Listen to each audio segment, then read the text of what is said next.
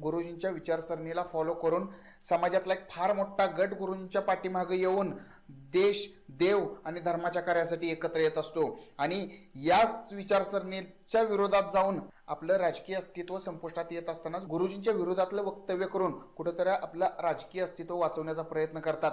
मात्र आत्ताच्या झालेल्या निवडणुकीत गुरुजींनी हे दाखवून दिले, माझ्या विरोधात तुम्ही काहीही बोलू शकता, पण देव, देश, धर्म कार्यासाठी संघटित झालेल्या ह्या धारकऱ्यांच्या विरोधात जर तुम्ही जाल तर ते तुम्हाला ना शांत बसू देतील ना परत सत्तेत येऊ देतील. तेच आता झालेलं सर्वांनी पाहिलं. अशा कोणत्याही राजकीय नेत्याला लोकांनी परत निवडून दिलं नाही ज्यांनी गुरुजींच्या विरोधात असू द्या, देव, देश, धर्म कार्याच्या विरोधात असू द्या वक्तव्य केलं. अशा कोणत्याही व्यक्तीला परत या समाजानं निवडून दिलं नाही.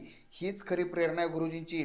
कुठेतरी गुरुजींचं वलय एक राजकारणात तयार होतंय आणि येणारा काळ स्त्री शिवप्रतिष्ठान हिंदुस्थान राजकारणापासून मैल दूर राहू